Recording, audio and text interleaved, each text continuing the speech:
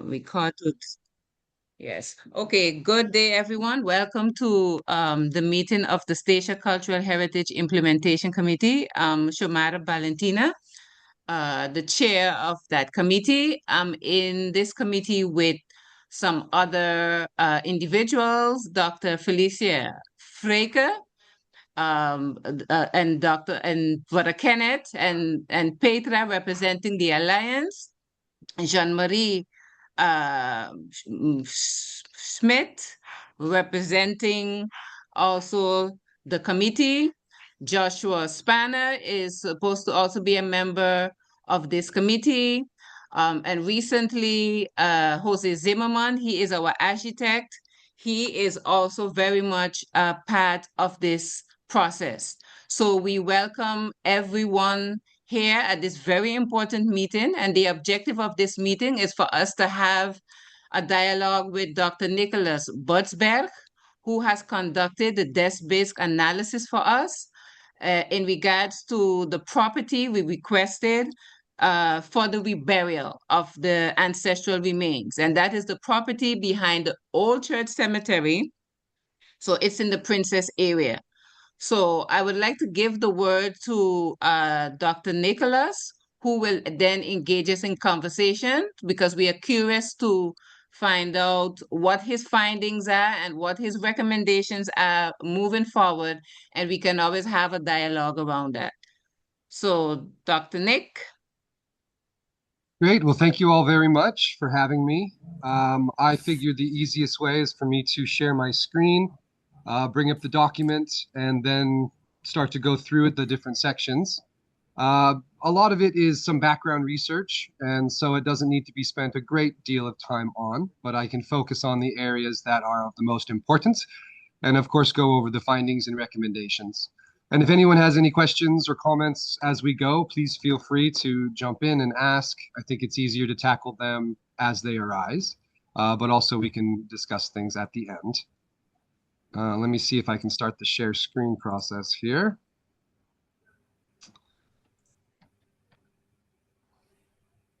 And so please let me know if you see a PDF document on your screen or when you do. Yes. Yes. Okay, so there should be a title there, an archaeological desk-based assessment, what we call a DBA, of a potential reinternment location on Statia, St. Eustatius in the Caribbean Netherlands. Here was essentially the area I was sent. You can see in the very center of that image the study area outlines, and we'll get closer in as well. This is for orientation. But with a few key locations there just for showing reference. The hospital, or the St. Eustatius Health Care Foundation, is just across the street from the area that we're working on. And some of the front matter and table of contents. The main introduction just gives you a background to some of the aspects of this project on Statia and how it arose. I'll draw attention to the main goals of the project here listed as 1, 2, 3. One being to identify the historical and archaeological activities that have occurred within the study area. And in my field, these are often referred to as an area of potential effects. It's a fancy way of saying the study area, but the important part there is to say if heavy machinery is needed to access the site, if staging areas are needed, etc. The idea is to take into account any part of the project that might be heavily impacted. So that term is more encompassing. So if you see APE or APE, I'm not referring to the animal. It is just for that specific study area. What we're really trying to do is to assess the likelihood of encountering other archaeological remains during these planned activities. And I like to use the word significant. What I'm referring to is intact or otherwise important archaeological resources on St. Eustatius. It's very unique. You can find archaeological remains on the surface and almost anywhere you go. So we're not so much talking about different artifact scatters or things outside of context. We're more focused on those layers of significance. And that can be difficult to assess, but that's part of the process that we'll talk about as we go. And lastly is to be advising if further archaeological testing is needed or if the work can continue as planned. So those are at least the 3 main goals. And what I outline is that when first archaeological work began in the 1920s, human remains believed of Amerindians were first located. And these were moved out of the country and sent to Leiden for future study. And they remained there for about a century. When I was working on Statia, I got to work with the Department of Culture as we were trying to do um, to bring back different materials or human remains that had been removed from the country, to locate them all or to bring them back to centralize them all in one location. And those that were stored at Leiden were some of the ones that we knew about. And Leiden faculty and staff and students helped by trying to locate these, trying to put them all together to make them make sense, had them appropriately stored, packed, and sent over. And so some of those individuals were returned to Statia and placed into a storage facility.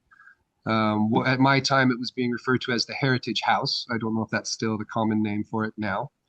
But the Heritage House is also where most of the artifacts, we were trying to get all the artifacts from different parts around the world or that were stored in SCHIC's offices or anywhere else, and trying to bring them to centralize them, to put them into one location that they could be better managed or protected or observed by other peoples. There was a separate building, a locked room in the back of the Heritage House where the human remains would go to be stored. As you all know, this is mainly in response to the issues with the Golden Rock African Burial Ground. 69 individuals were removed from those soils, and the goal is to find a location that is suitable to have them returned to. So we'll zoom in a little bit and look at the study area. The red dashed outline that you can see there is outlining the area of interest, our area of potential effects. And there are some other areas here. The roads are listed to give you an idea of where we are. The St. Eustatius Healthcare Foundation is over here with the Hospitainer at the very bottom of the section, but it is within the APE. There are 3 known archaeological sites within this general area, one within the area of potential effects, what was referred to in the past as the Princess Plantation ruins. There are 2 others, and they are mainly cemeteries. The old churchyard, where an old church once stood, and an associated cemetery is in this larger section here, directly across from the hospital.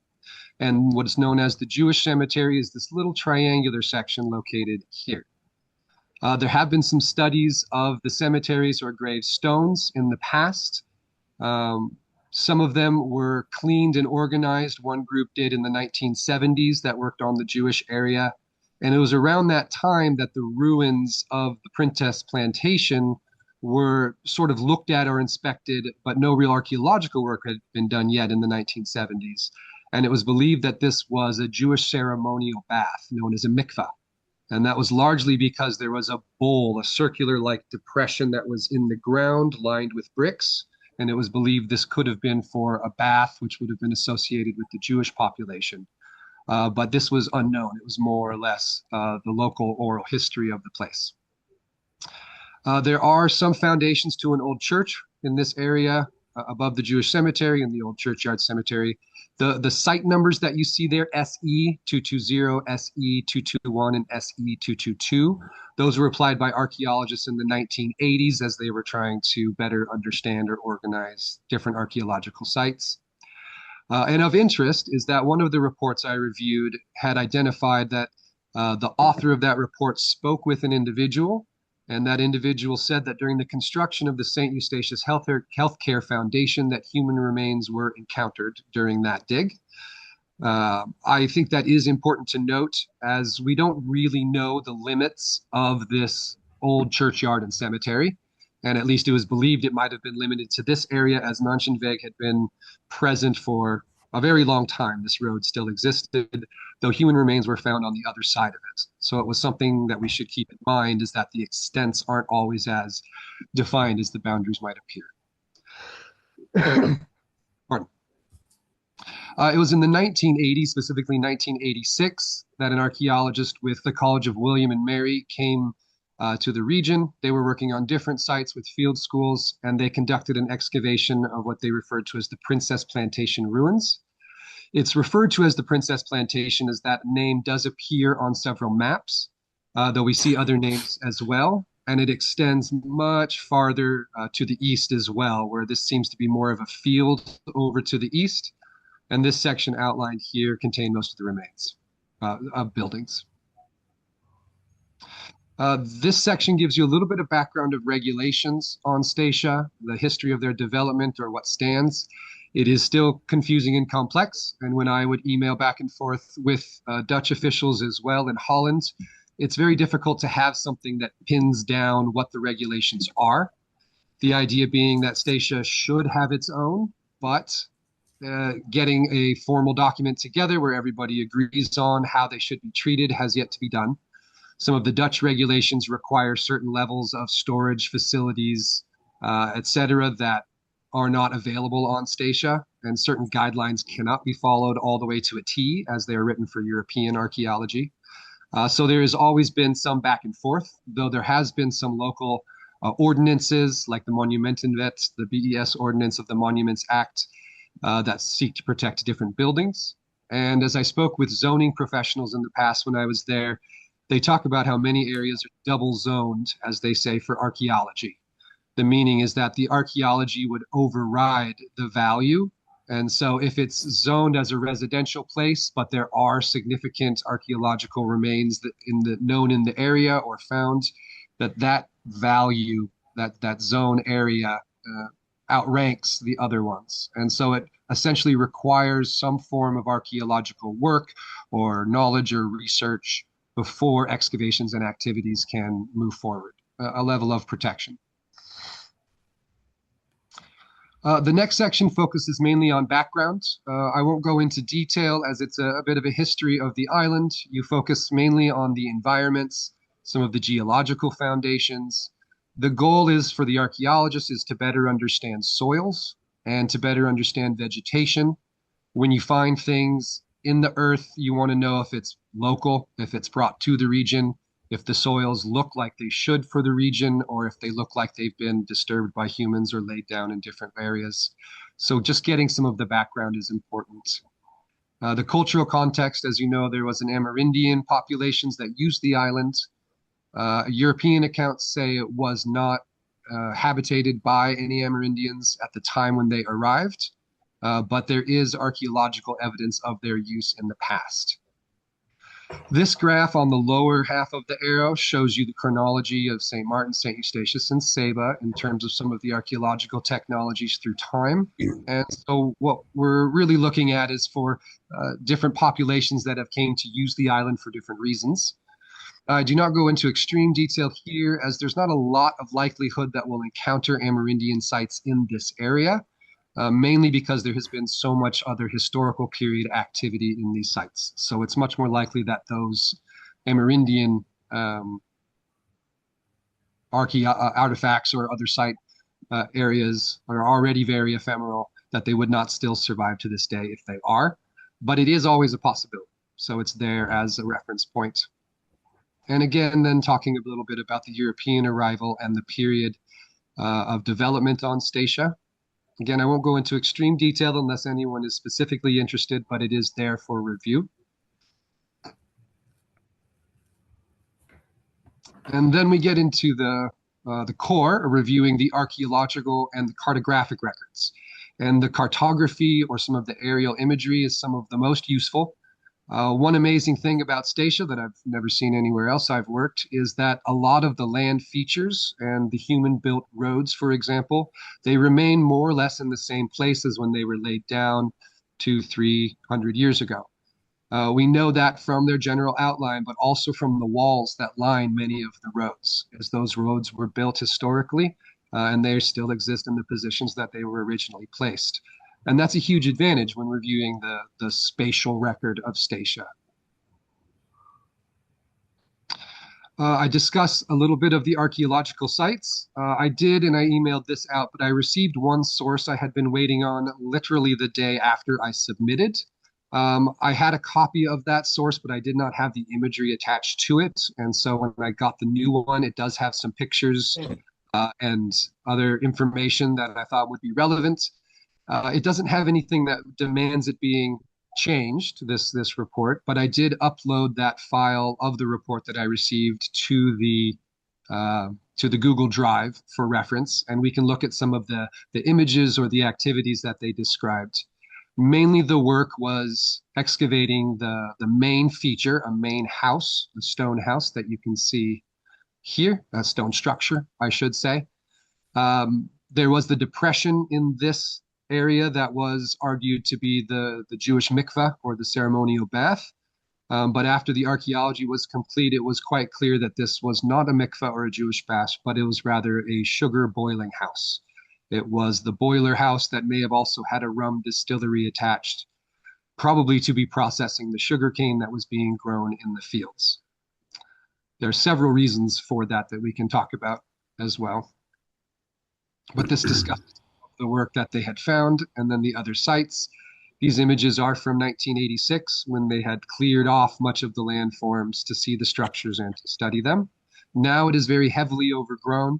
I walked through this area when I was on Statia, and it'd probably be 2022, I would suppose, maybe 2021. Some of these structures seem to have fallen over since then. It does not seem as intact, but without uncovering the vegetation or some of the overgrowth, it would be difficult to know exactly what changes have occurred. Looking at some of the maps and the aerial imagery, this image, you can see the full map in the lower left. This is one of the oldest maps we have of St. Eustatius. It comes from 1741. The section we're looking at here in the background, right here. And you can see some of the road forms that still split off and exist as we know.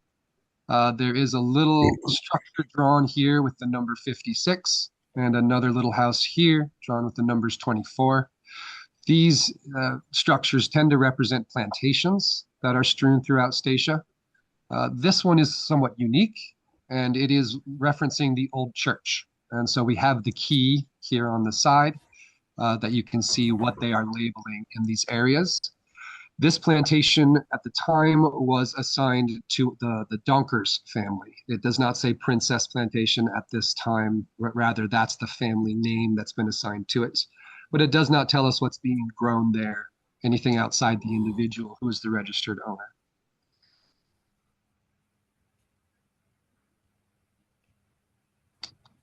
This down here is perhaps the best map we have. It comes from about 40 years later, from the height of Statia in its 1780s. 1781, what we call the P.F. Martin map, or the Martin map. It's fairly accurate when you overlay it with Statia. There are certainly inaccuracies with coastlines and other things, but by and large, the features are greatly reflective of Statia today. The dark squiggly lines you can see are where stone walls were placed, and you can see many of those today, though some have been removed or fallen down over the years. The interesting the aspect is that the section that we're looking in is almost identically represented here in the 1780s. And we talked about this a little bit in the very first discussion that we had. And we can go down and zoom in a little bit more with some of the busier maps for identification purposes. But again, the red dashed line is showing you the area for potential effects, the APE, trying to mimic it and match the best we can here. Based on where the Y comes in for this road here, we can see that this section extends a little bit farther over to where the housing is, the modern housing. And here where we see the structures, they're not just little houses as they are often shown on other maps, but they show you some sense of function. The larger house is likely to be the boiling facility, with smaller structures placed around it, other processing facilities. And this looks distinctly like an animal mill. An animal mill, and I'll show you a picture, is usually a circular type of area where there are what are called cane crushers, big circular wooden blocks with teeth on them, kind of like gears. And there's 3 of them typically that all spin in conjunction with each other. So when the animal will walk in circles, they spin those cane crushers, and then sugar cane is fed into them, which crushes and breaks up the fibers. And that is the first part of that sugar processing process.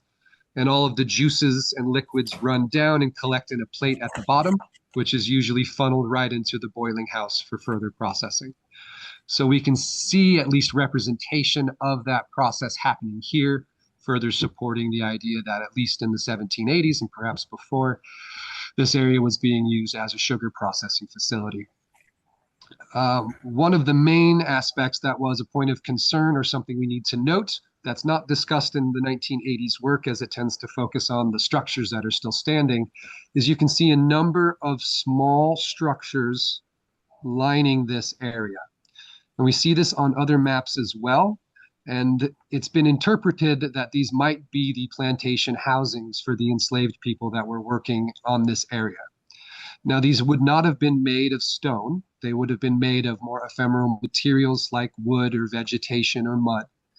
And so they're not expected to be above the ground, though when you drive a post into the ground at depth, even though everything else disappears, the post can rot in the ground, but it'll leave a circular impression in the soils that it's still discolored to this day. And so if the soils have not been disturbed, you can very carefully clear off the area and you will see all the post holes still forming the shapes as they were historically speaking. You can collect the artifacts from those areas as well at the different depths, and it can give you a very good idea of what activities were there, how many structures were there, what activities were happening, etc. And so it can still be a very significant archaeological site if that soil has not been disturbed and if these structures were in fact standing there and that's what they represent. You can see the other two known archaeological sites to the east of this APE, the Jewish graveyard, as I believe it is written there. It is very difficult to read. Over here, though, you can see it says Old CHU, and then it finishes here, RCH, Old Church Yard. And so at this time, it was still being represented clearly as these two areas, very similar to how they're made today. You can see with the road forms. That though they were known and marked and used as both cemeteries or places of worship. Interestingly, the church graveyard does not extend over the road. And again, that road is likely to be in the same place, though it may have moved over the years as well. This map does not show a stone wall along these roads, so it's very possible that it had just drifted over time. But there is a delineation between the area that we're looking at and the old churchyard. So that gives some reason to believe that the cemeteries or the buried individuals may be located in only those spots, though it's entirely possible that they are also outside of it in other areas as well. Also, as seen with the Golden Rock African burial ground, the burial ground for enslaved individuals, they're not always shown on maps or marked. And so it is possible that somewhere else on this property, these people were buried. And we do not know without further testing or other research that can be done.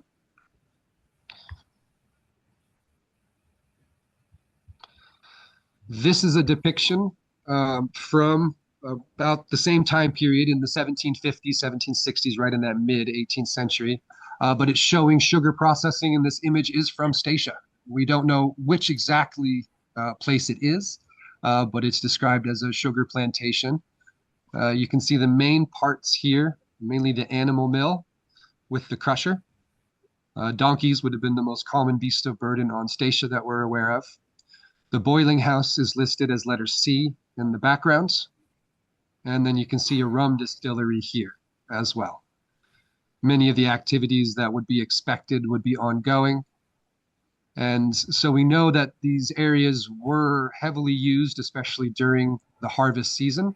They would discuss how the boiling house, some of the typically the process after they're processing the sugar, a lot of it would go into different copper kettles that were lined up, and each copper kettle may have its own furnace underneath it.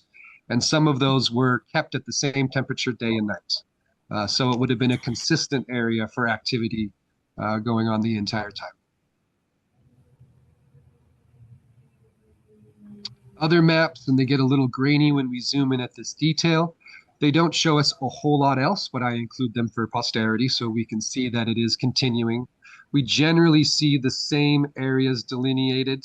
We still see structures represented. This in general is our APE, though it's not really useful in extracting any further information. Other than this is from about 1830, we still see the same landforms, same general property forms in existence.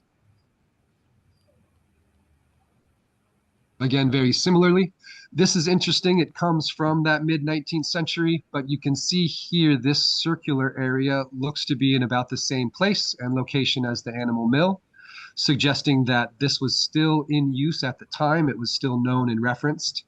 It doesn't leave a large archaeological signature because it's not a big structure. It's mainly the core pieces on the inside. But you can, and I've seen an excavation report where they show that you could still see the circular walking path of the animal underneath the soil. It was distinctly clear from surrounding soils. So there are elements of it.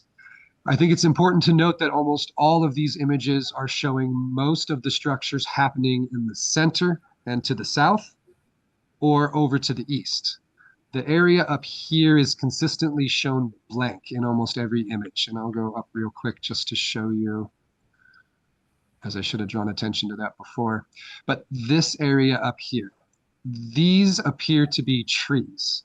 And I say that because they match the formations that look like trees in other parts of the map much more clearly than a structure. They have just a stylistic component to it that I'd attribute with the author's way of representing a tree. So that is encouraging and falls directly into the final recommendation interpretation at the end.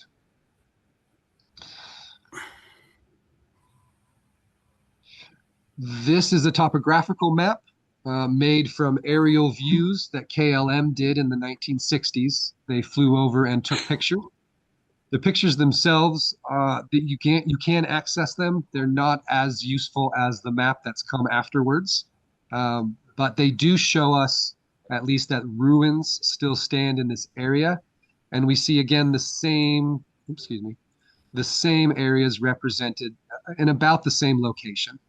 Here you can see a cross representing graveyards, this one being the Jewish cemetery here with the familiar triangular shape, and the old church cemetery in this location as well. This is that property line that we're looking at.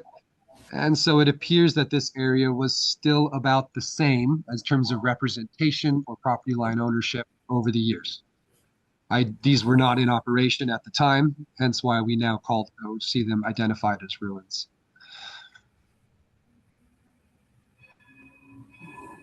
And then we move down to the findings and recommendations section. Again, I review the main goals that we were trying to do, and I don't need to go over them again. But the findings there, it seems that the main aspects that we know is that there is a known archaeological site within the area. It is likely to be above ground still, the stone structures. There's been no other heavy construction that I know that has disturbed or ruined them since I've been there. I don't think that's anything that you are aware of either. Because they were well excavated and documented in the 80s, we should be able to clear vegetation and know more or less where those structures are. And that's the encouraging part, that they could be easily identified and avoided if needed.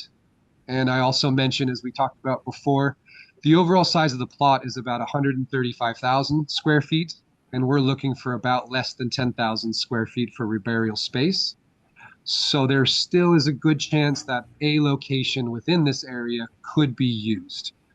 But as you can see from those images, a lot of the spaces already have a high likelihood of having past structures or other types of activities. Excuse me. And it's important to mention that just because there are not physical structures or identified areas where people were living and acting, doesn't mean that there aren't archaeological remains of the activities there. There would have been congregating areas, there would have been communal eating spaces, lots of other activities could have been going on there if there were a lot of people living near the sites that they were also working at.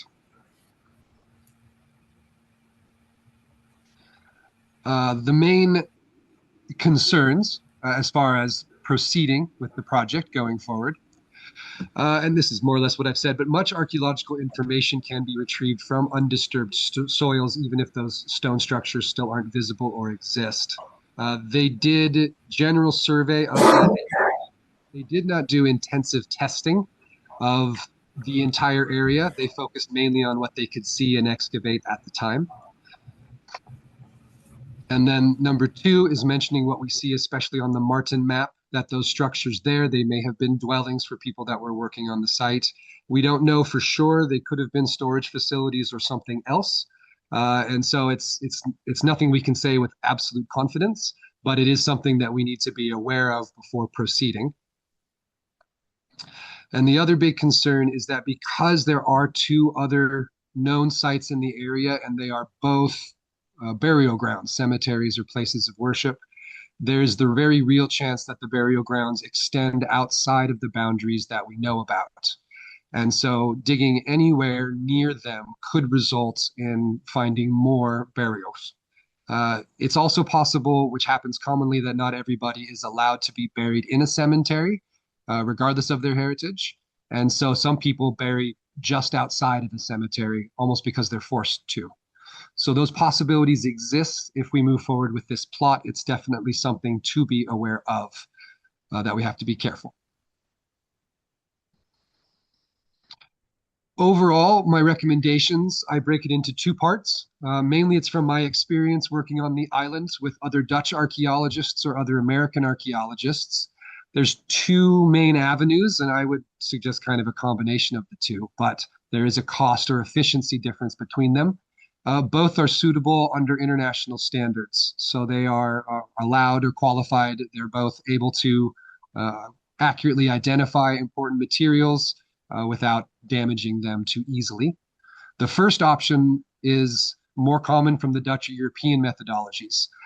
The term mechanical scraping is used, but it's essentially using an excavator machine. When you have a good operator, the machine can use its bucket to dig very carefully in levels. So clearing off maybe 5 or 10 centimeters at a time. This works well for getting through overburdened soil, but in my opinion, I don't think we're looking at too much overburdened soil. And the problem can come down to the well-trained part, is that I have worked with machine operators who aren't as well-trained, and they can accidentally dig much deeper than you want them to. So if you don't have those two components, it can be a little bit riskier, that they may dig unevenly or they may disturb something that is unintended. However, it is very effective at clearing a larger space all at once, and it allows you to find and locate burials or post holes much more efficiently than if you're trying to just place holes in specific areas and get lucky. So there's a combination of the two. This strategy is usually more efficient. It takes less time, you can clear a larger area, and you need less people to do so. So it is usually more cost effective. The other option is more typical in an American methodology, but we rely on digging a test unit, which is essentially a 1 meter by 1 meter unit that is placed in specific locations. I probably do not need more than 2 for this instance. The idea is that you go slowly, even with your very beginning units, and you can go down in layers as you would in a normal excavation. The big advantage here is that you can test the soil stratigraphy, or you can look and see if the soil is still layered. If it is still layered, that likely means it has not been disturbed, and whatever historical activities were happening in the past are still reflected in the soil. This works well, in my opinion, for such an area. We used the same thing when I was coming back to do work in Statia on other sensitive locations. And it worked well at finding post holes and other aspects that we could show that the soils had not been disturbed and there were still post holes reflected in the areas. It can be slower and more time consuming, and hence it can cost a bit more as you need an archaeologist on the ground. which usually it can take a few days, or if you're doing 2 units, it can take a week, depending on how many helpers you have. But that big advantage is that you're not going too quickly and you get to see the layers of the soils there. My final suggestion, as I tried to put it clearly, is that I would do a combination of two. I would emphasize that we would focus, and I'll go to the image here, focus on the northeastern section of the reburial location, or the APE. These are very widely shown to be where the sugar processing facilities were and perhaps other structures that were located there. This area is consistently shown not to have a whole lot of activity in this area or other structures that were done. And so my recommendation is, if you still want to move forward with this plot as your main choice, that we should place a hole or two in this general area, look to see if the soils are disturbed or not, and to see if anything significant is encountered with just those 1 or 2 square meters that are excavated. The advantages I've talked about, but also it works very well for a community archaeology project. The community does not get very involved if you use mechanical scraping. They can watch just like the archaeologist is watching. But if you're going to actually dig a hole, you can just have one trained individual, but anybody else can help lay out the units. They can help dig. They can help screen materials. They can learn what it's like to see these impressions in the soil or look at what we're looking at. So it is more informative and people feel more informed as we're going. And mainly because of the sensitivity of not only the project at hand, but the other burial locations, the other cemeteries that are nearby, it would seem prudent to start slow, go slow, gain as much knowledge as you can before you put machines on the ground and start digging in intensely.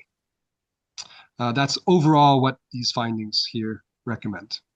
Again, you could go with either method if costs are a big concern, or you know you've got great excavators and operators. Again, it's not a problem to clear off some of the top vegetation and start scraping very slowly. You can see things very quickly. The machines can stop very quickly. It can still be a very effective method. But those are my overall recommendations after reviewing the project so far. Dr. Nick, wow, quite a lot to digest. I could imagine those who have not read the report beforehand would be very much, I wouldn't say necessarily overwhelmed, but it's a whole lot of information to digest, and I'm sure persons may have questions. So I would like to open the floor for persons who may have questions. If you do, I suggest that you do raise the hand button so that we are able to structure it better. But I would like to start. You are saying this is a site where chances are there's a big possibility that we would find stuff. And based on your research, we realize that. So you're suggesting the reburial take place if we do the analysis in a very specific area. My question to you is then, the testing that you talk about, would the testing only then take place in the area that we're looking at for the reburial? Is that an option, or do we have to look at the entire area? Because if you're saying this area is pretty safe, is it okay if we say, okay, let's just stick to that area and don't disturb the rest? I'm just wondering if Correct. that's possible. Correct. That would be my recommendation. Knowing what we know, we can limit it to 1 or 2 holes, 2 test units, 1 by 1 meter squares, and keep them in the possible reburial location. Mainly, we're using this background study to whittle down the possibilities to reduce the risk as much as we can. It's also entirely possible that you can do something somewhere else. You could put other test units somewhere else if that is an interest. But I personally would say it's much safer to start in this area.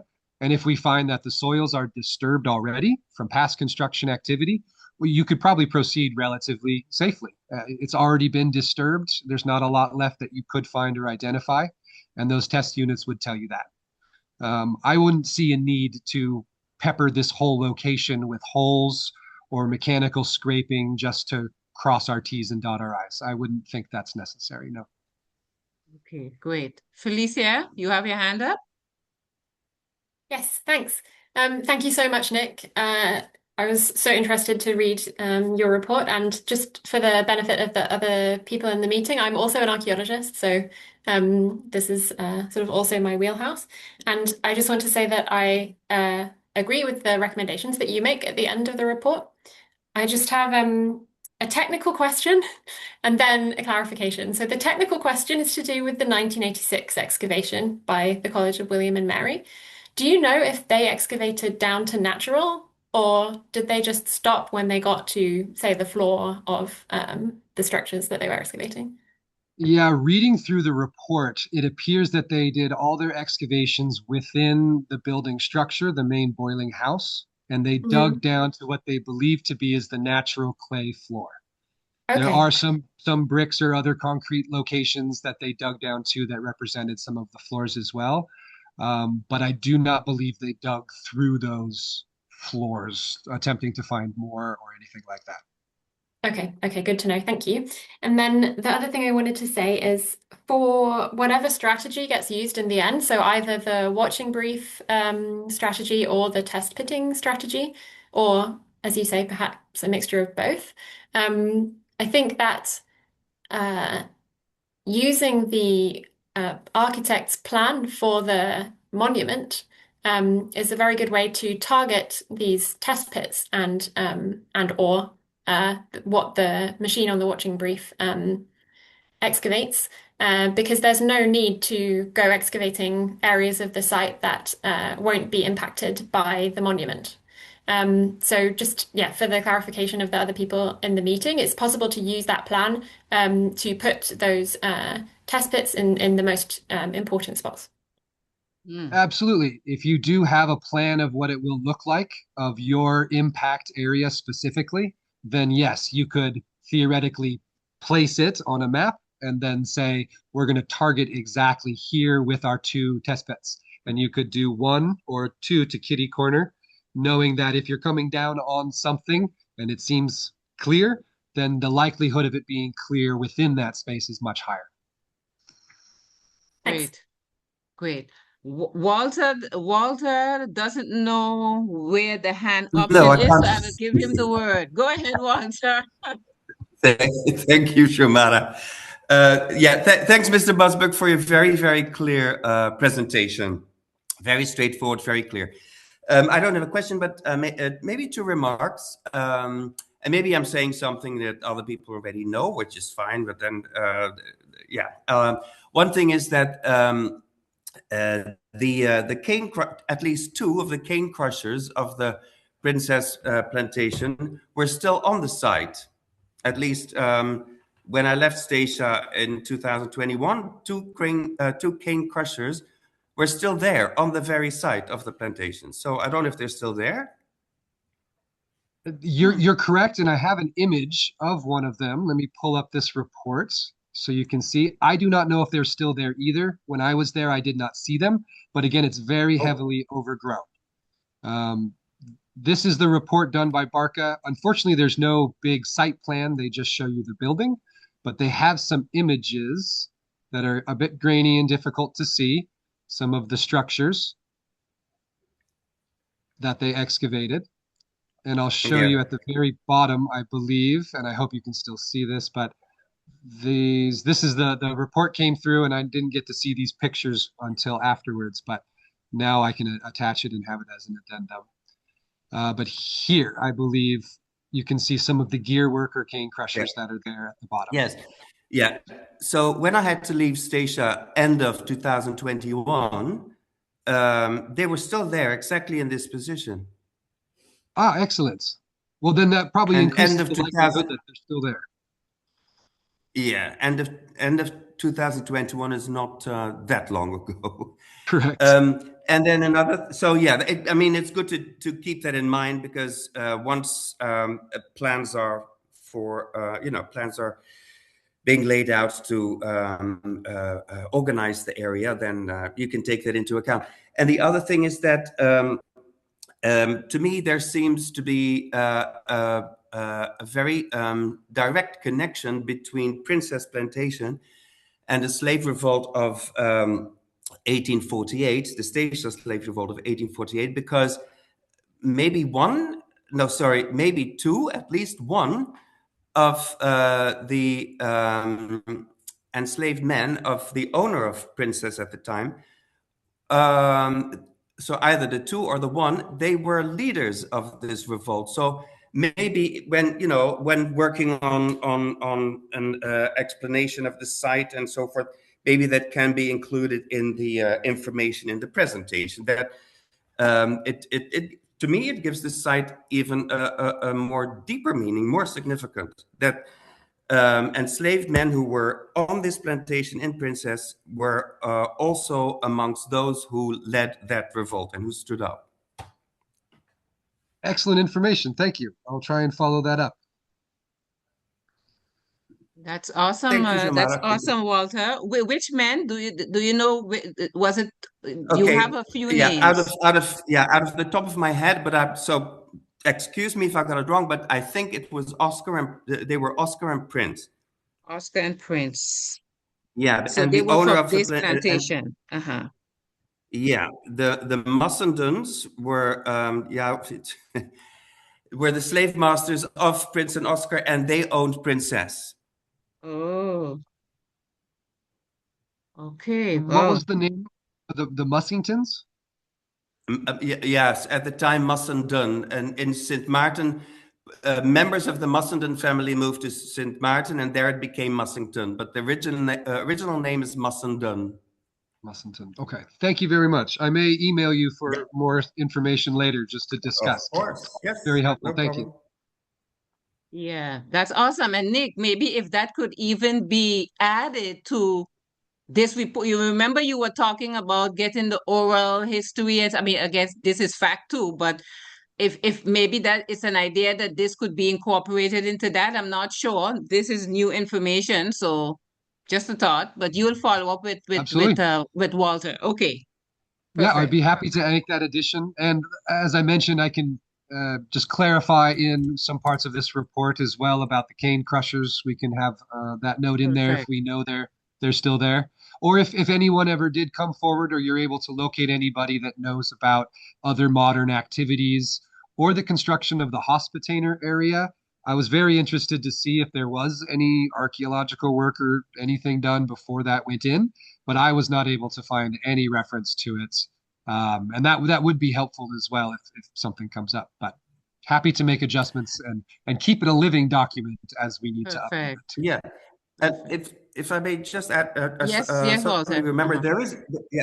there is actually a map, but it's a manuscript map that does show that across from the road, so where the hospital stands now, there were burials, and they're indicated on this manuscript map. In the old church area or in a different area? No, across the road from the old church area, there where the hospital and also the auxiliary home is now. Okay. Would we be north of the up in this direction, or sorry, up in this direction? No, no. So not in the direction of the area that is now looked at for the reburial, but directly the other side, to the west. It's more closer to the container, where the containers are. On across the road here now, the auxiliary home. Oh, down here in this region. No, that No, is Chapel Peace. That's Chapel Peace. Below the Yes, hospital, you have to go up. Below the hospital is where you have the auxiliary home. Just below the hospital. Just below. Yeah, on this image on the left, there's like a delta-shaped building with white roofs. Okay. In this area. Yeah, and then further up. Up. Yes, and then you were there. Okay, and this is the modern hospital today, the St. Hospital. Eustatius Healthcare Foundation. Yes. Yeah, and excellent. on this manuscript maps. Yeah. Yes, exactly. Go ahead. There, exactly there. Yeah, the manuscript maps shows the same little crosses, which are the icon for a cemetery, there. Ah, excellent. If you had a copy of that, I would love it. Otherwise, I'll keep looking as well and add that in. Yeah.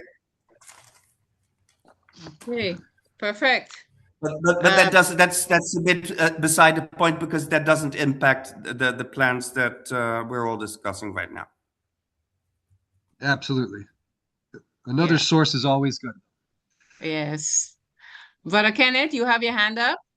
Yeah, thank you. Nicholas, thank you for very good detailed illustration of the area and the content of the area as well. I have two questions. One I would like to ask Walter, pertaining to the information you just illustrated about the various areas, among much more information on the island which are not available even to the community or public access.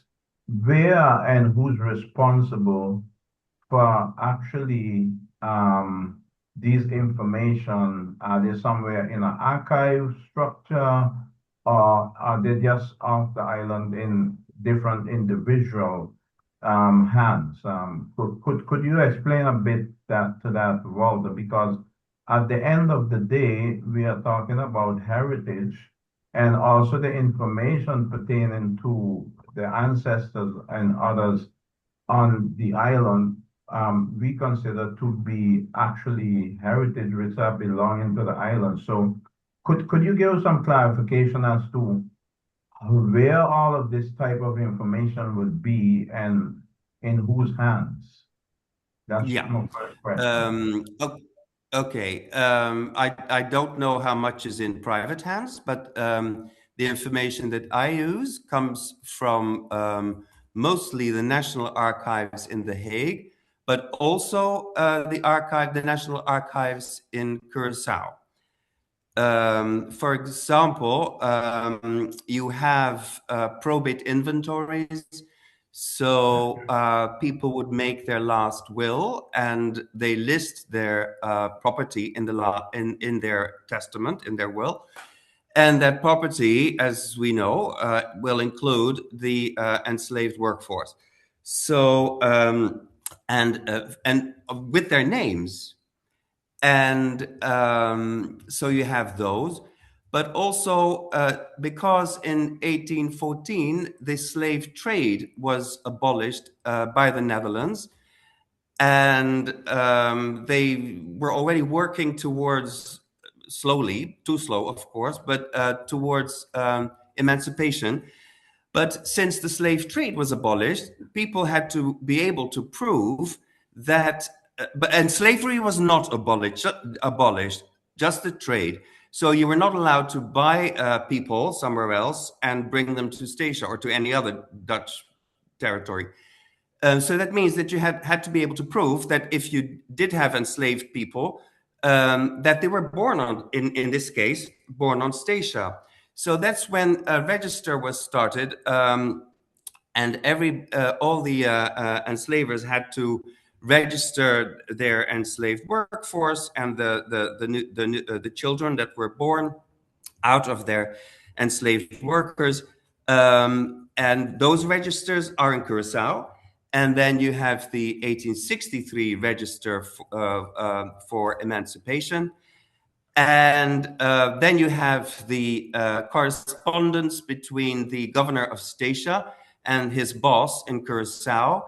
And during and right after the revolt of 1848, there was a lot of correspondence also with the governor on St. Maarten, because the leaders of those revolts of that particular revolt of 1848, those leaders, they were not put to death because the governor of Statia realized that if he would do that, there would be a bigger problem, because then people would really would rise in an even bigger revolt. So they were banned. So then you get this correspondence where the five leaders of the revolt were banned, which means that their owners are also mentioned. And then when you combine that information from the correspondence between the governor of Statia, the governor of St. Martin, and the governor in Curacao, when you combine that information with the registers of before 1863, then you can come to these conclusions that Oscar and Prince were enslaved by the Mussendens who owned Princess Plantation.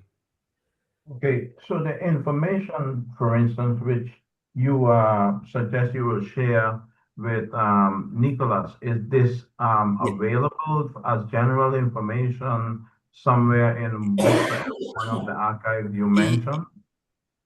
Yeah, I think the information in Curacao, I think it requires actually going to the archives there. But the information in the National Archives in The Hague is, a lot of it is digitally available. Okay. So Walter, so I have a suggestion.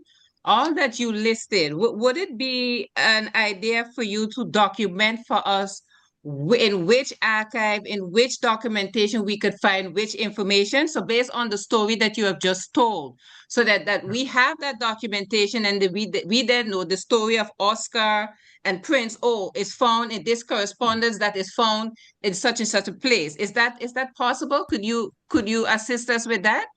Provide us with that documentation?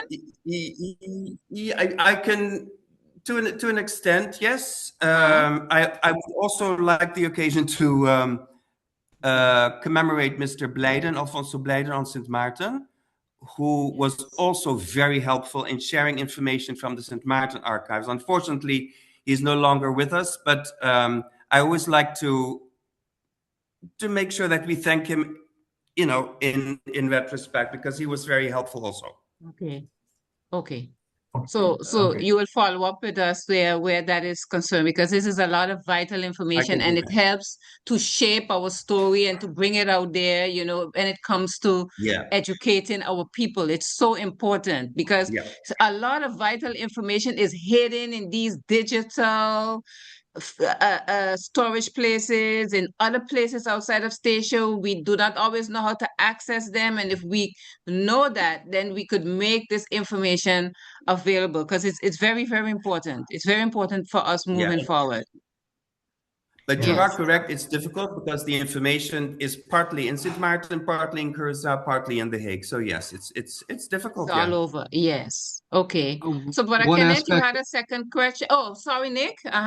Nick? I just wanted to follow up and say, maybe, I don't know if it helps, but we could strive to keep a lot of that information in one spot in the document. And if Walter is able to put even just some notes to paper, you could certainly upload the notes, but I could incorporate that and the knowledge of the archives or the individual stories into this background research too. So that in the future, when people are trying to figure it out, there's one document that contains a majority of it. Yeah.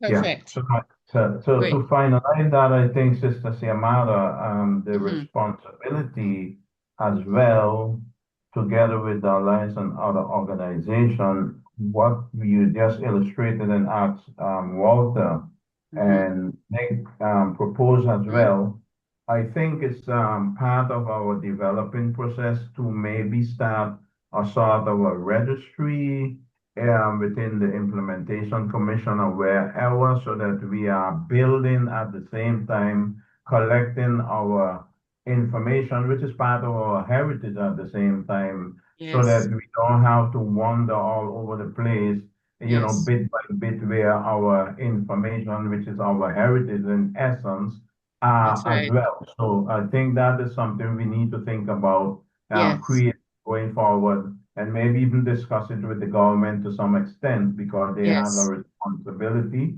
and the Monument and Historical Foundation for that matter. So we need to start building our own archives and database as such. So I agree, I agree, and we need to do it definitely in collaboration. And if this can contribute to that process, you know, this conversation and this document, that is something that we can use and build upon, because it is necessary. Yeah, Yeah. and my second question, okay, seeing the proposed location which Nick has presented, if we all go for that and it's can Mm-hmm. start being purifying, because it has to be purified, cleansed, as a matter of fact, you call it. Mm-hmm. Um, you know, we are now heading at the end of April, going into May. Yes. Our objective is to want to have that reburial on the 14th of November. 13th. Um, the 13th, sorry, 13th. Mm-hmm. 13th, yeah. So how soon? Because it's imminent, and Yes. because the time is pressing, that Yes. the procedure and everything which have to do with preparation of the Mm-hmm. location need to Mm-hmm. be actually start rather sooner than later. So That's correct. That's what correct. what would you suggest? Because Mm-hmm. Mm-hmm. Well, we know we need to submit the report to the Executive Council. We know that that's one of the important steps. And then we need to, how do you say it? Well, we wouldn't necessarily seek permission, but yes, we'll have a dialogue with them for us to start this second phase yeah, that Nick is talking about. And he's talking about the combination, but what's important for us also is the funding. We would need to know how much it costs and who would be able to do it in this second phase. But it is important, I feel, indeed, that we start as soon as possible. And I like the idea that we don't have to deal with the entire site. We deal with the area that he identified that, would be probably most successful. We already have our archaeological plan. So Zimmerman would make some adjustments. That's why he's here. And we can proceed. And I think it is important that we do it sooner rather than later. So first of all, we submit this report, but we also give the recommendation or we indicate that we would like to start with this process in such and such a time because we do have a timeline. We submitted our timeline. So right now we should be able to start with this process moving forward.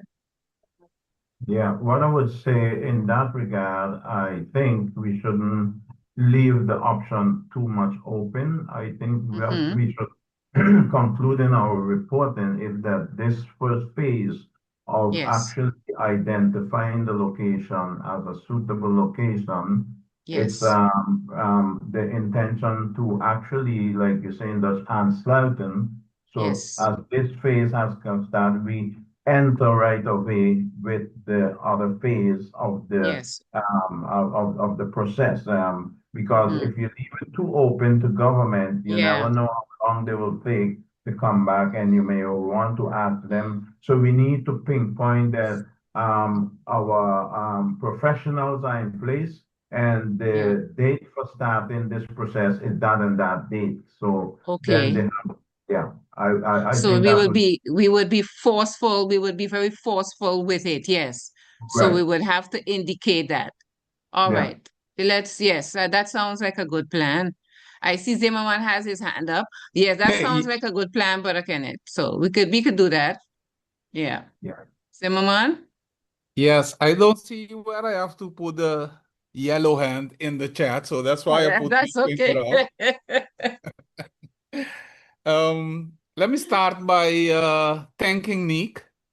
I read the whole report because I wanted to be prepared before I assist in the meeting. Very good report. I only have some questions. The most important question that I have is, in this assessment, did you encounter any information about the soil? Is it soft plantation soil? Is it hard, rocky soil? Did you get any information about that, Nick? Specific to this area, not a lot. There is some discussion of the types of soils that were being dug through in 1986, but most of what they were doing were inside the structures, which is a Mm, very different type of soil that we would encounter naturally outside. I would expect it to be pretty similar to Statia's overall kind of volcanic silty loam that you experience, but Mm. yeah, it's tough to know exactly. But the test unit would be the most useful for understanding that. Okay, so Yeah. by digging, by testing, I will know more about the soil. Yes, and since it sounds like you have an architectural plan, if your structure is 15 by 15 or so, you Mhm. could pick your ideal area within this possible reburial location, and then we put a unit at one of the corners of your area, and we Mhm. dig down, and you can see with us what we're encountering, if the layers are intact, and where they Mhm. might stop or not. Exactly. That's exactly the angle I'm approaching this from. I think that would be Um, wise to have you there as it goes. Of course, you not full time, you can come and see, but yeah, you would get an idea of the man mhm. who's going to be doing the work. But at the overall, Nick, you just confirmed to me that this is the best location for us to do the reburial. Because I had give, I think, 5 other locations, Yeah. and out of those 6 in total, this was my choice. So you just proved to me that, hey, exactly, this is the exact location. One slight difference is that I was looking, because the whole thing, 12,000 and something square meter, we don't need that. We only need about 2,000 square meters, 1,900, something like that. And I was looking at the lower section next to the um, Hospitainer, and not the northern section where you indicated. Why? Because when I was there in 2024, um, together with Chumara, we visited the Hospitainer. So I look around, and it seems to me like the soil on this lower south section is a softer soil than what I have seen at the upper north section. The level also of the terrain in comparison with the road, I think it's Lodi Road, that is high, about 2 meters, while I can easily, oh, you move it, Sorry, I Nick. was going to move it to your spot here. I I can, was going to, no, yeah. this one is better for me, yes. Is it? So I Okay, can I wanted to get you your easily road. access the location next to the Hospitainer from that road and not from Lodi Road. So Correct. that's the only difference between the two of us. You point out, hey, up there, because most likely we wouldn't find no ruins there. And I would say I would love to stay on the lower south side of the Hospitainer, because it's better accessible. I think the soil is soft there, so, and I don't need to go a meter deep with excavation. About 60, 70 centimeters is enough for me, because we're making a burial mound. I think that the idea remain, Shumara, Sorry, which idea? We make a that what? we're building a burial mound, so that the remains are not really going In a deep grave. Yeah. in No, the no, grave. no. If we dig like 60 centimeters, that would be Yeah. enough. And there is Mm-hmm. a mound, so we pile up Yes. dirt, another 67 centimeter on top of that. So I don't need to go a meter deep. What do you think about that? I What's your think, opinion? sure, from the archaeological perspective, there seems to be more activity in this area, or at least Yeah, more potential for activity in this area than up here. Yeah. And that's why you perhaps, mentioned, yes. perhaps ironically, it's for the same reasons that you like this area too.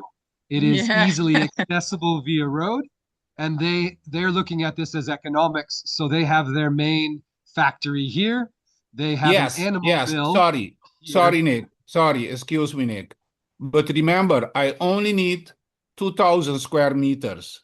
I just measured on Google Earth that from the corner of the road, the James Granger Road, go up in line with the border of the Hospitainer. It's about 1,900 square meter, and that is sufficient for me.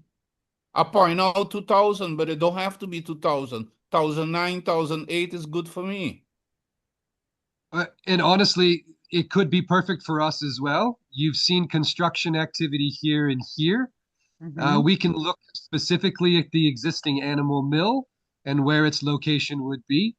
And you could just as easily put in a unit here and take it to the depth that you're interested in, that you need to, and do the same process. You could see if the soils have been disturbed or if there is any evidence of further activity. Again, I reference here simply before the chance, but we don't really know. Without... I understand what you say, but would you agree with me that the terrain is easily accessible from this lower corner?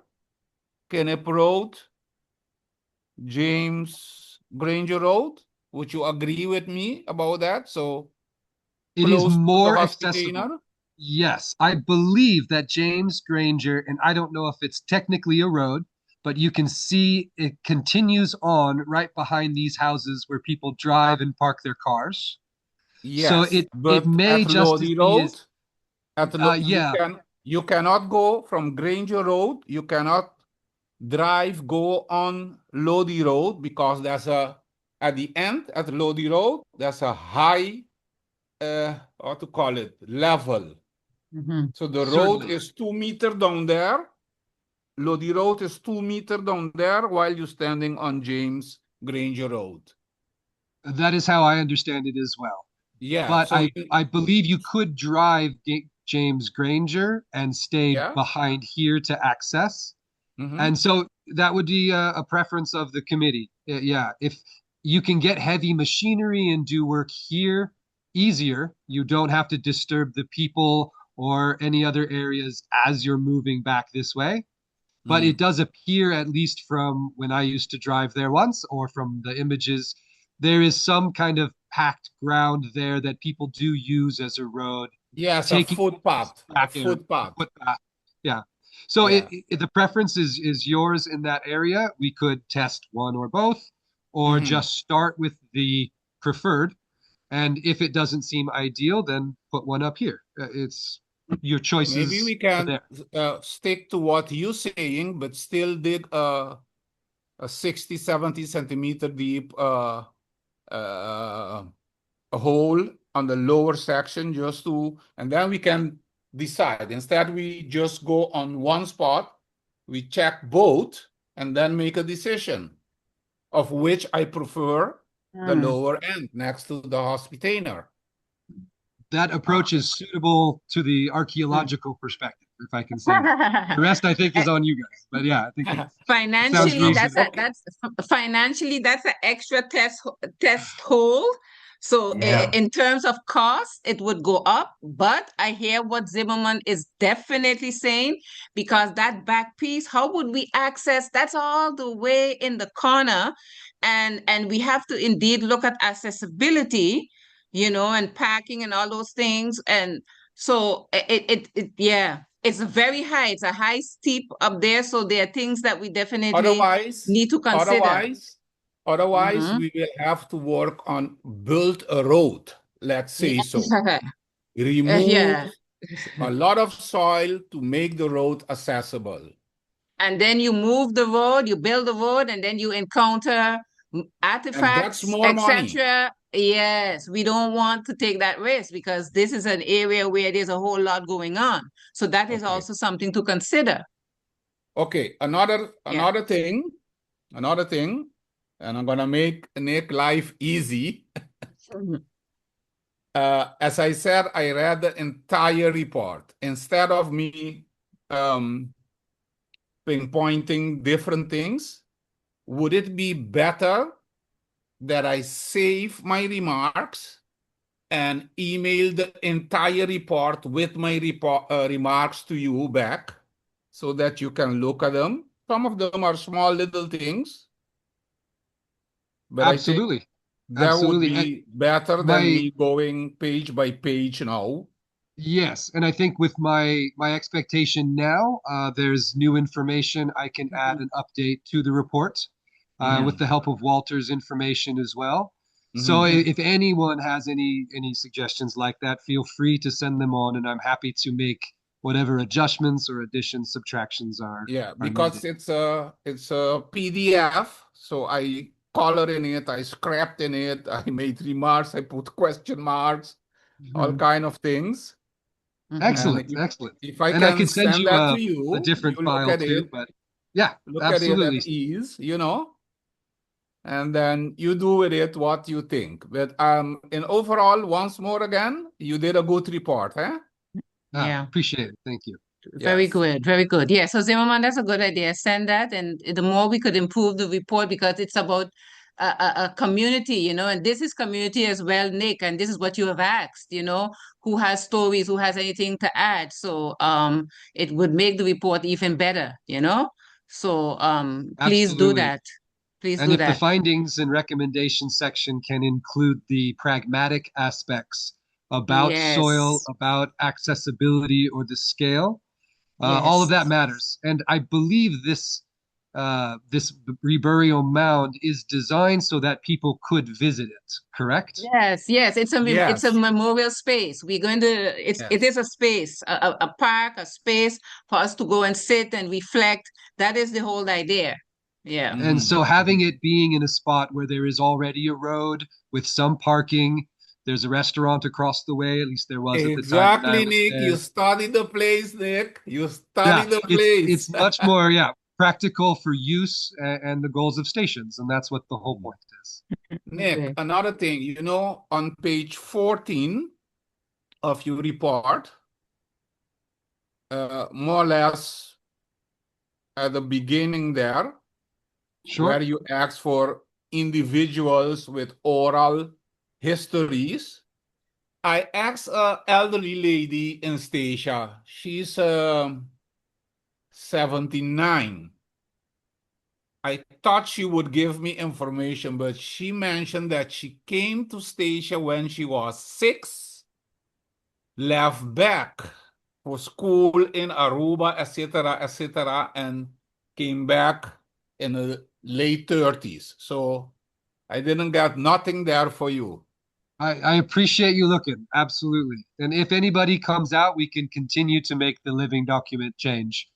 Mhm. But the only downside is that when you make it public, then there's different versions that come out, Yes. or if the government gets a specific version, people don't always update their files if we make changes. So Mm. if we can add as much as we can now before there is a quote unquote official submission to the Yes. government or however you want to make it available, that would Yeah. help. But we can continue to add to it or attach Yes. addendums or what have you. Yeah, I that's the may very have, reason. That's the very reason why I did not, because even though it is a public document, I did not just share it because I know we would have to have this discussion. So I have emailed it to persons who have requested that, and then we would just have to let those persons know that it is still a draft and that the official document will be released when that time comes. So there's a way for us to go around that. I think that's wise. Yeah, it seems to be the best choice for this situation. Yes, okay. Pedro and Correlate both have their hands up. We have to watch the time as well. We have just Okay. about 15 more minutes. Okay, I was before Petra, but Petra can start first, and okay. I will It's then go at last. that's a very short suggestion that you have like repositories to publish documents or publications where you have version control. So you have one link that will always be there till the end of times. and then you can add different version of the document. So that might help a little bit controlling the different versions spreading around. Certainly, certainly. Okay. If Nick could carry us back to the location, please. I kind of differ on a number of elements. I'll try and be brief as best as possible with Brother Zimmerman's proposal. We are talking about where the container hospital area is. Yeah. When you look at that area and you go up here where you have the houses on the right-hand side, you have restaurant and so forth there. And right on the corner here, so it would be just about there. So you have all kind of activities there as well. And why I'm more in favor of the proposed location, first of all, logistically speaking, it represents a visibility of the African community ancestral burial spot on the island. If you take Old Church, for instance, and you see the Mausoleum of what's his name? Mr. Moore. He's right behind. It would be right behind he's him. looking down. He's Yeah. looking down on the whole island as if he's above the island, which he did on purpose.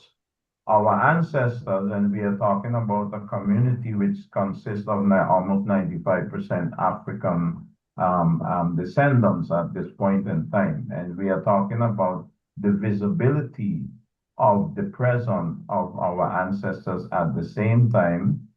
And when you look at the location, it is broad enough, it is big enough to create even parking spaces for when you reach the burial space, unlike this area, because this area here where the hospital is a road coming down from Upper Princess going straight down, has on the left-hand side, on the other cross of the road, no actually parking spot, no entrance to parking spot. You have the auxiliary home right next to the to it as well. So it's not a peaceful and restful area if you want to go and memorialize your ancestors.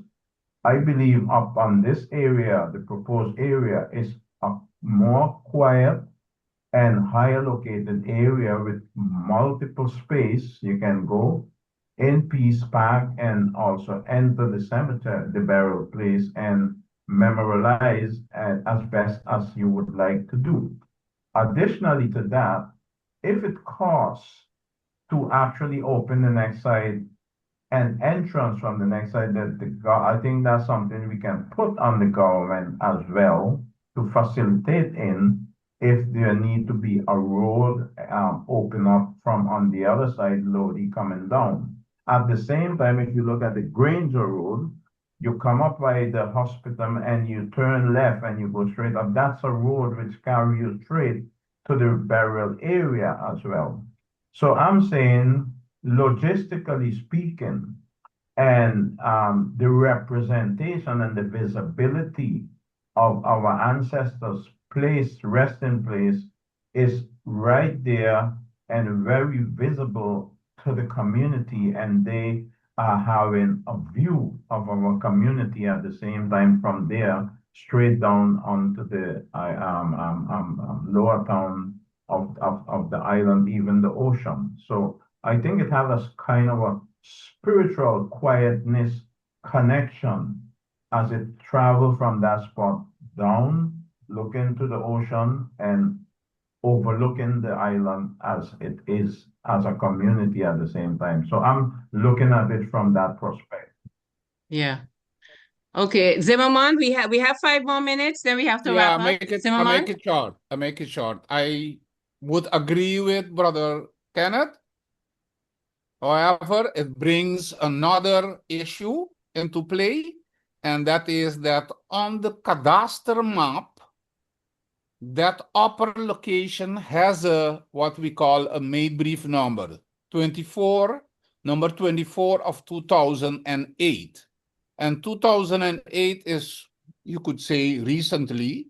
So there is a good chance that somebody owns that upper part, which is suggested by Nick. We have to look into that at cadastre. Yeah, either I government. can see it on the map. It's Yeah. made brief number 24 of 2008. Okay, All, it could be all owned. other things you said, I agree with you, Kenneth. Yeah, and it's good you say that because it even could be owned by government.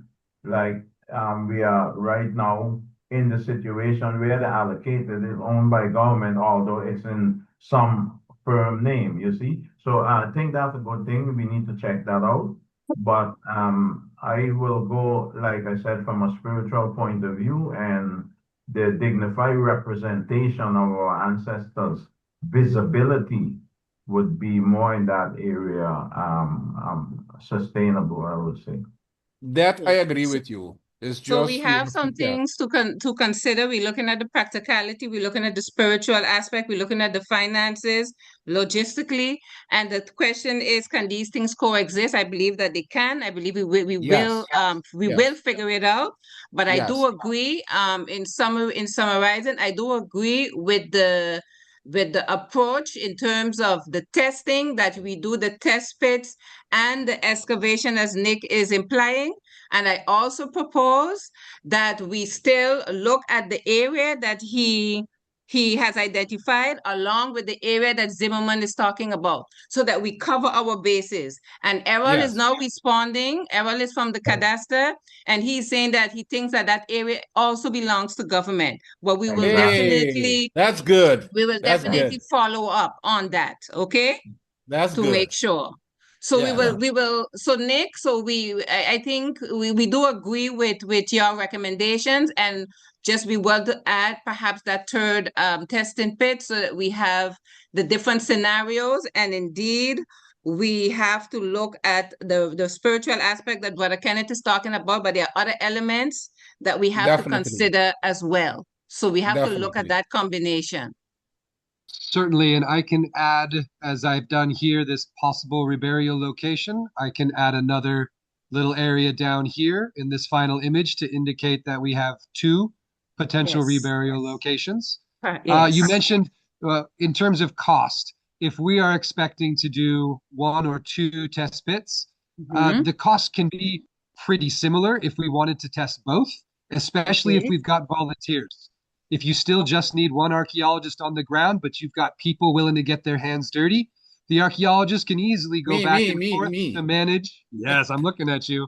So the Can I'm coming with my okay. pick and my shovel. easily oversight that without adding too much in terms of Of cost. course. We're not adding weeks of paying Okay. people on the ground and hotels and all that Okay, stuff. okay. Yeah, because that it fits nicely into the jollification idea, where in the past, people would come together to get the work done, and it fits community, and it's definitely a way for community to be involved. So if it could just be indeed one expert along with the descendant community, persons on the ground contributing to this, learning, exchanging as we go along, I think that is part of our healing, and it would be a very spiritual experience. You take Can it I out add of one? my mouth. You took it out of my mouth, Sister Siamala, Yes, because with the design of the casket, that was the same thing. And again, exactly. I think it's very important. Although we go through this process, we involve the community. At the end That's of the right. day, it's That's about right. that community and giving them more Exactly. inspiration to go there and look at Yes, their history and their heritage, etc. exactly. So the one does not Exactly. exclude the other. As a matter of No, fact, it gives you more inspirational desire. yes. Perfect. That's correct. If I could So, add one yes, other, Nick? just something to keep in mind. What I come across a lot in the readings, and I can see from the aerials that the old churchyard cemetery and the Jewish cemetery, they seem to be maintained grounds. But as you can see, this area is not maintained grounds. And No. so as you move this project forward, I would want to say it might be worth considering how that area will continue to be maintained so it doesn't get severely overgrown. And sometimes it's as easy as a volunteer party to clear, but those are the things that kind of fall by the wayside. As you could see in the 80s, the entire area was cleared, but since it's been reclaimed and we don't even know where the main centers are. So if that's something that's at least in consideration as you're proposing government for those ongoing costs that are sometimes hard to account for, or what have you, it's something to keep in mind. Maintenance. Yeah, perfect. And if we can involve community in that again, if we can tie it into that, that would really be would perhaps be a good thing that it's done by community And I Absolutely. think pertaining to maintenance. the road on the next side, if we need to have a road there, it's tied into the memorialization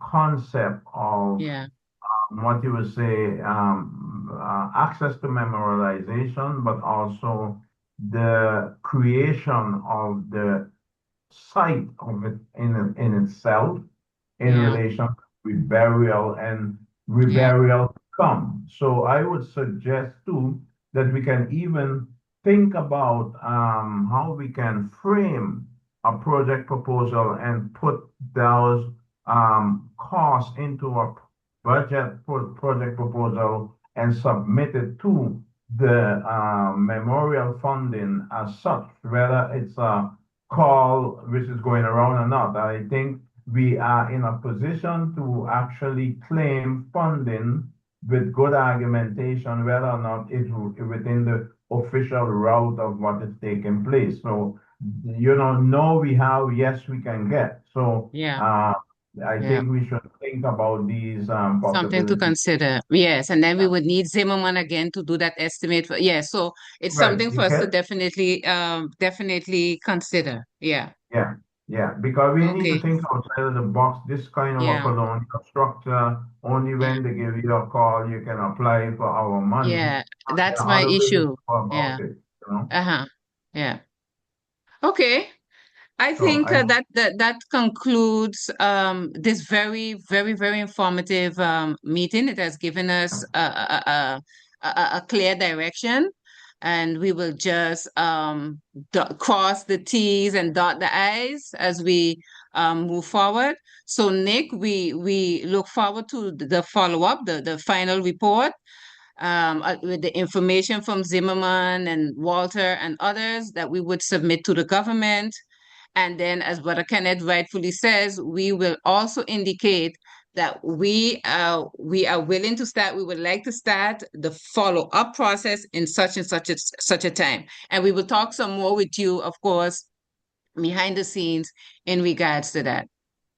yeah, I Certainly. think I don't see Walter online anymore, but if you could pass him my email contacts, Yes. or we can exchange via the database, so he could put something in and I can pull it out, whichever is easiest. But he seemed to have some good information. Yes. And same with anybody else if they have something they want to add, or Mr. Zimmerman, if you want to send me your document directly, make sure, I'll get those things in and make the updates.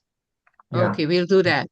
We'll do that. Again, I emphasize, I think, like I said, I don't know how much time it's going to take you, Nick, and I would suggest too, gathering information, if that's going to delay, we should just wait until that information comes. We could always add that information to the data, but we need to keep now a pressure up on the government Timeline, in yeah. actually submitting the report and actually correlating a specific date to the continuation of Exactly. That's what I was going to say. preparing the location. Because if we don't do that, we Yeah. know that government gonna stall and they're gonna not give an answer. We need to direct the direction instead of waiting for them to give the Yeah. direction. So we need to say, well, for instance, the 1st of May, we are starting with the second phase. I'm not asking them, but we are saying Exactly. what we are gonna do. And Exactly. that's it. And they all need to just give their accord, how you say that again in English? Approval. Yes, Yeah. yes. Okay. I Yes, we agree. have to be forceful. Give them Yes. the report today with the notice that on this date we're gonna excavate.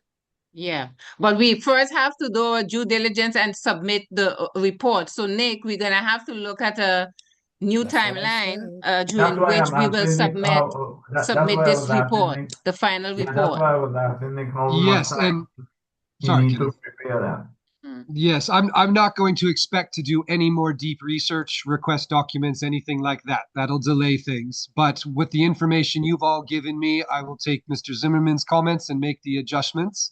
Whatever Walter can get me, I can add a little bit of a paragraph or two connecting the revolt and the plantation.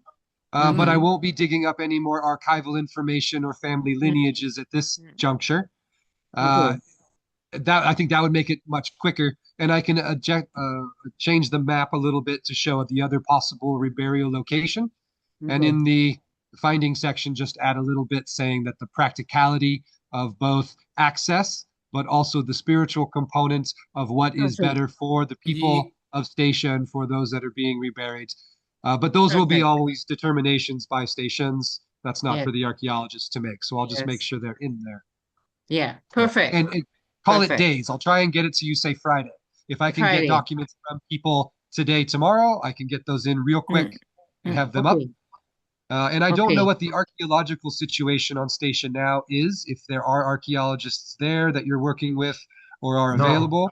But if you need to bring someone in, then yeah, the sooner the better that we can start to schedule that so we can see what that timeline would look like. Yeah, there's no archaeologists on the island. There's no heritage inspector either. So I think we need to capitalize on the momentum and lead it. Yes, we need to do that. We need to do that as soon as possible. And as a matter of fact, talking about archaeologists, then Nick, it comes back to you, which I know we've been through some phases when you were on the island already. If we need to talk about emphasizing on the archaeologist who would be an ally to continue with us in this process, that will be you, the person I think we would like to suggest if everybody agree on that. I didn't want to explicitly say that, but he bring it up because I thought it's in my mind, and not only that, but the island. You are an ally, number one. You know the island, so we wouldn't have to, look at that. So the process would be able to go forward. But Brother Kenneth put the cat out of the bag. I did not want to mention it, but he did. So Nick, it's out there. It would be an absolute pleasure. Yeah, it would be an absolute pleasure to help keep this going. I think the only downside of you working with me is that I'm a long ways away and I have to get there. So I want to make sure that my timelines work with you all, that I'm not increasing the costs unnecessarily for travel that you don't need. So there's some practical things, but from my own perspective, I am happy to be involved and see this through. And I would love to keep working on Statia and with you all. It's the time of my life. I'm proud to do it. Right, and why I say that too, because I go back into not too long distant history. Nick was the only archaeologist who stuck his neck out in the heat of the moment and speak up and take that stand morally and take the fight as to oppose what was happening on that island to us and our ancestors and our heritage. And I cannot get that. So if we have to build a road where you will walk on that road going forward with us as an ally, all of us here are prepared to do that. And the distance with your timeline, yes, we can see that's that's practicality. But the funding too, even to that creatively, we will sort out at the same time. So Nick, since it's out there, start thinking about your timeline and practicality, dates, and etc. And we will this is Brother Kenneth. We will certainly follow up with you on that. Yeah, that sounds excellent. That sounds excellent. I know. My family would love to be able to come back too, so I'll drag them along. We'll make it work. We'll make it a reunion. Perfect. Thank you. We're gonna have to close now because yes. Thank you very much, Nick, and thank you very much everyone who has made this meeting gathering a success. Yeah, and thank to everybody as well. Nick, success. And you're definitely gonna be hearing from us. At least I'm gonna keep pulling you back. I need it, man. I need it. I love it. Okay.